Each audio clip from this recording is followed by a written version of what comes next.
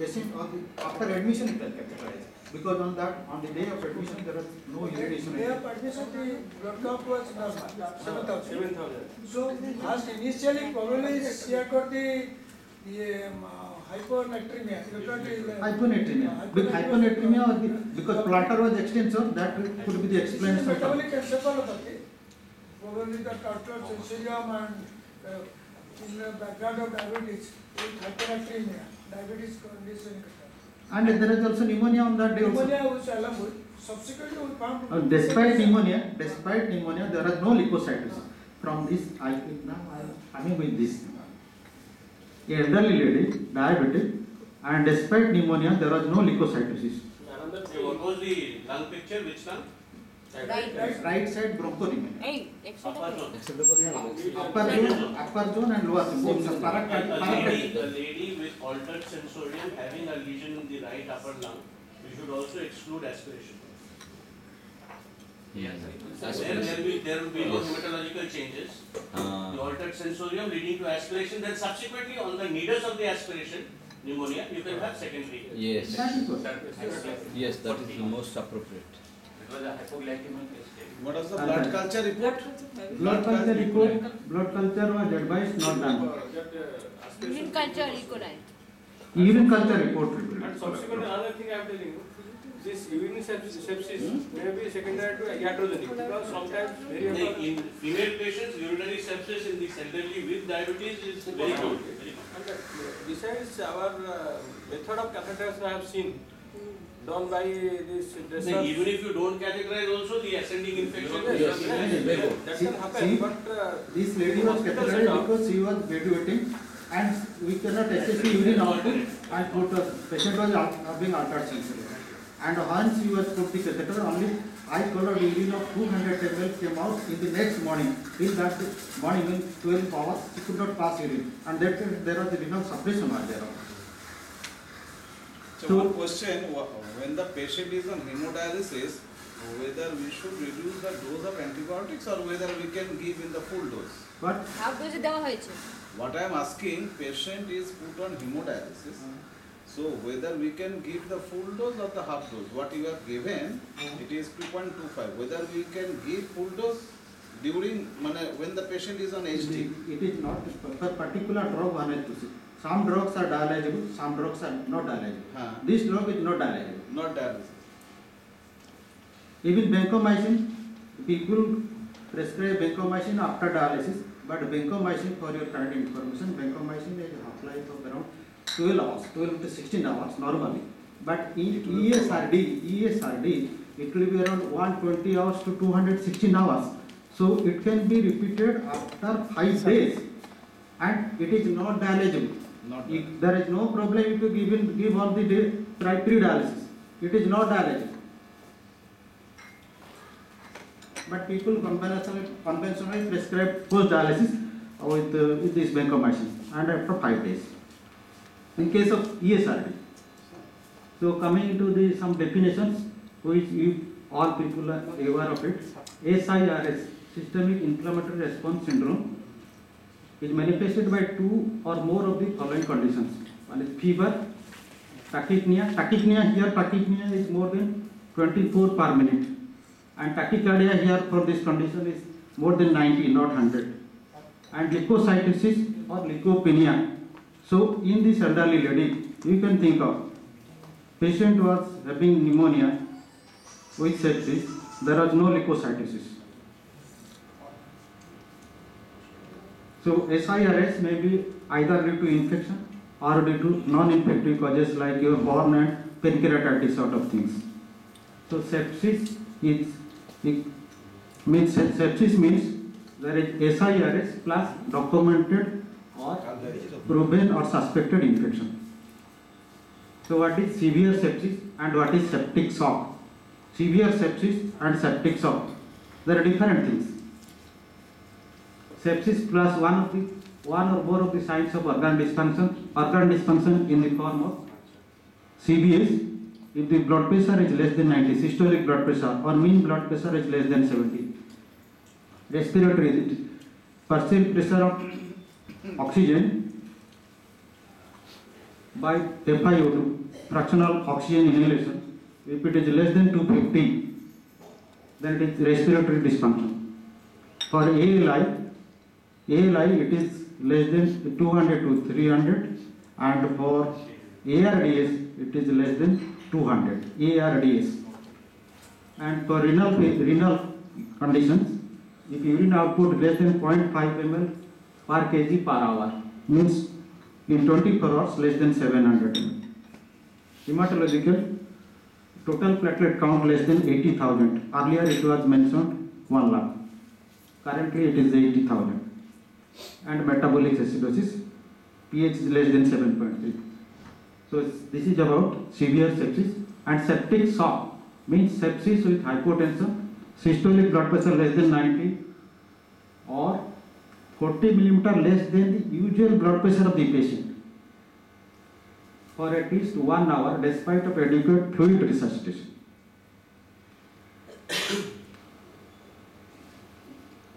And what is refractory shock? Refractory septic shock. Septic shock persisting for more than 1 hour, unresponsive to fluid and pressure support. And multi-organ dysfunction syndrome, multiple organ dysfunction syndrome. Dysfunction of more than one organ means respiratory, cardiac, kidney, and hematological, and requiring intervention to maintain homeostasis. Now, what is the cause? Broadly, blood culture is positive in severe sepsis around 20 to 40%. In severe sepsis, in septic shock, it is present, it's positive up to 40 to 70%. So in severe sepsis, it is present on positive only in 20 to 40%. In septic shock, it is 40 to 70%. And the causative organism, the gram negative is predominantly gram negative, it is 40%. Gram negative and gram positive combined is 71%. And this is the annual, this is the epidemiology, annual number of severe cases, that is, this figure is of US figure. And sepsis is related incidence and morbidity increases with age and pre-existing comorbidity, means aging plus comorbid conditions like diabetes, kidney failure, immunosuppressive, they increase the prevalence, increase the incidence of sepsis. Pathophysiology, it is intricate pathophysiology. Severe sepsis is triggered by the bacteria or fungi, and they elaborate toxins, and the body has to play its own action. Body mount a vigorous inflammatory reaction, but fail to kill the invaders. This is the mechanism. This is microbial molecules, lipopolysaccharides or endotoxins. They trigger the severe sepsis. This it is intricate, complicated mechanism. So I am not going to lipopolysaccharides. This is the mechanism. So they release mediators in response to inflammations, cytokines, but TNF alpha is the key mediators which orchestrate all these problems, these TNF alpha and cytokines. And in shock, there is hypoperfusion, hypoxia, then stasis, coagulation complement activation, then free oxygen radicals that injure the endothelial cells, activation of the innate immunity by different cellular and other cytokines. The cytokines are the mediators. The TNF alpha is the central mediator. Then chemokines like cytokines like interleukin 8, interleukin 17 attract the circulating neutrophils. The interleukin 1 beta activate same as TNF alpha. So these are the cellular mechanisms of operating in case of sepsis. This is the activation of cascade. The complement activation. The CD4 cells, how they liberate cytokines. So cytokines and TNF alpha, they are the central mediators. And activation of the coagulation system. Back करो तो. T cell. CD4 cells, CD4 cells, here CD4 cells, the dendritic cells, CD4 cells, they are liberating cytokines, mainly cytokines.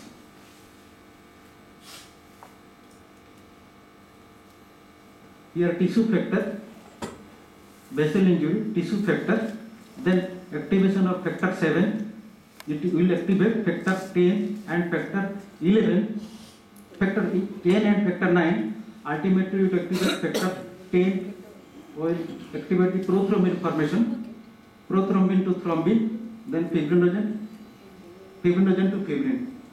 So coagulation is initiated by tissue factor, intravascular thrombosis, tissue factor plus factor 7 activation, that is factor 9 and factor 10, it will lead to, with factors 8, there will be formation of thrombin, then fibrinogen, and fibrinogen will be converted to fibrin. So there will be DIC.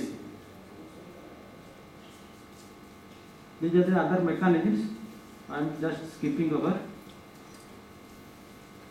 Organ dysfunction, endothelial injury, leukocytes, derived mediators and platelet leukocyte fibrin thrombi, there is vascular injury, septic shock, there is decrease in peripheral vascular resistance, that is hallmark of sepsis. There will be hypodynamic phase and vary in blood lactate level, there is lactic acidosis because of the hypoxia and metabolic acidosis. And this is the pathogenesis in shock, hypoperfusion, imbalance of delivery and requirement of oxygen and substrate to the tissue, cellular dysfunction, cellular injury, release of inflammatory mediators, structural and functional microvascular changes, maldistribution of the blood flow, and multi-organ failure. This is the schematic presentation of the same thing. This is the clinical manifestation.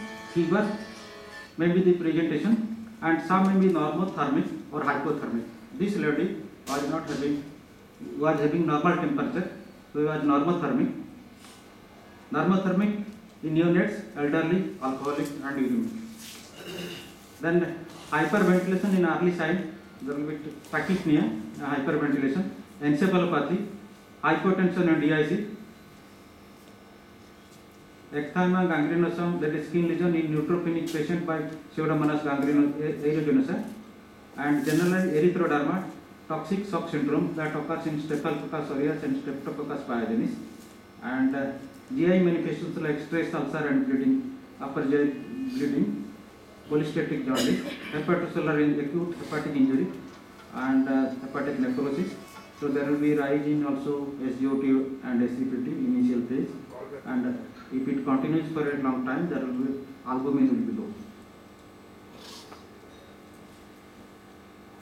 So major complication, cardiopulmonary, renal complications, coagulopathy, retinal insufficiency, and neurological complications.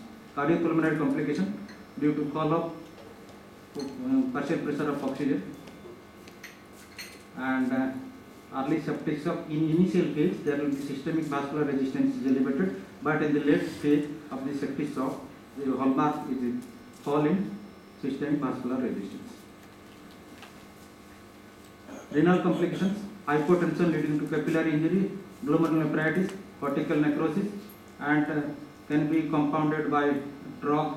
If in a shock stage, patient is given with aminoglycosides, it will rather induce further damage. And coagulopathy, thrombocytopenia, diffuse epithelial injury, microvascular thrombosis, and DIC. Then retinal insufficiency, plasma cortisol is less than 15, and but it can be also less than 10 if your albumin is low. Neurological complications, polyneuropathy and distal motor weakness, immunosuppression and opportunistic infection like Acinetobacter. The laboratory picture, you all are aware of it. Diagnosis, definite diagnosis by blood culture. Serum procalcitonin may be more than 2 microgram per ml in severe sepsis. Treatment, eliminate the offending microorganism remove the source of infection, hemodynamic, respiratory and metabolic support, general support and nutritional supplementation, and aggressive early resuscitation for better survival. If you delay in the start or initiation of treatment, the result will be adverse. And other measures depending on the situation. The bundling up of multiple therapies to unified algorithm approach is necessary in patient dealing with a patient of septic shock or severe sepsis. So treatment.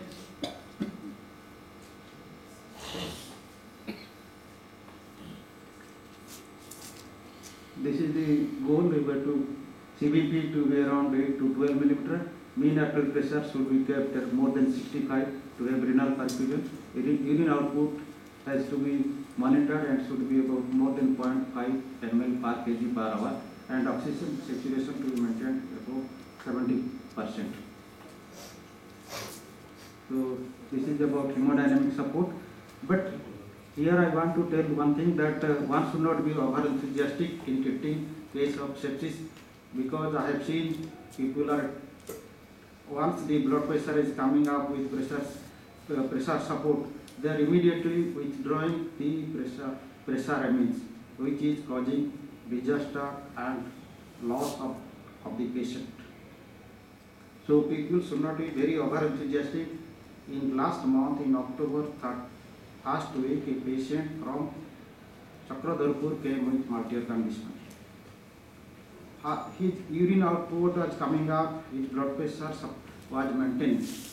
But what happened to that patient, I am sorry to say that the aerodynamic treating doctor withdrew the pressure support once the urine output was normal, and the blood pressure with pressure support went up to 120 and 130. Immediately it was restored.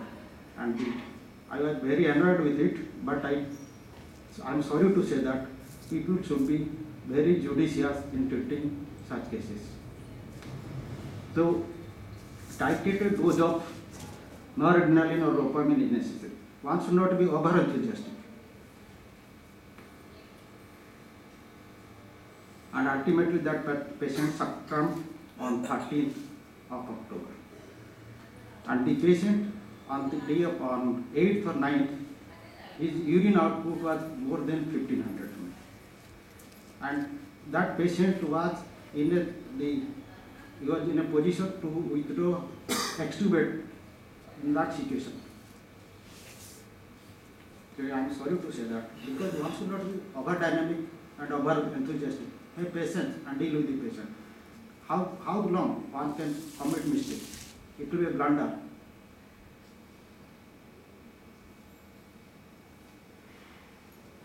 And these are the other treatment.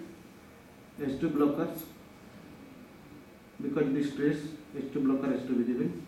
Metabolic support, and for DIC, platelet and frozen plasma. And general support, nutritional supplementation, thromboprophylaxis like heparin, or compression stockings and intermittent compression device, skin care, nosocomial infection, and blood sugar to be maintained around 120 to 150. These are the other measures.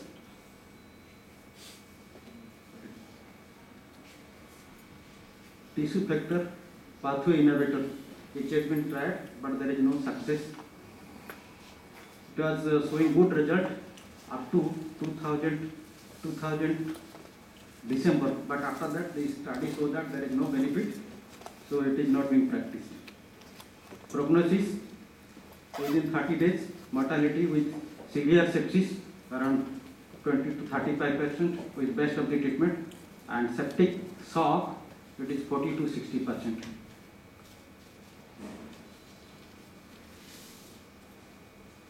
And this is the case fatality rate. Case fatality rate in age, with age it increases sharply up to 40, 50, okay, but after that it goes up sharply.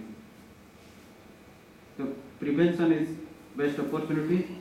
Because of the today's modern treatment of immunosuppressives, the number of cases of sepsis are increasing, and with the long age of survival, the number of cases are at least this hospital is getting a case of sepsis every week. Thank you.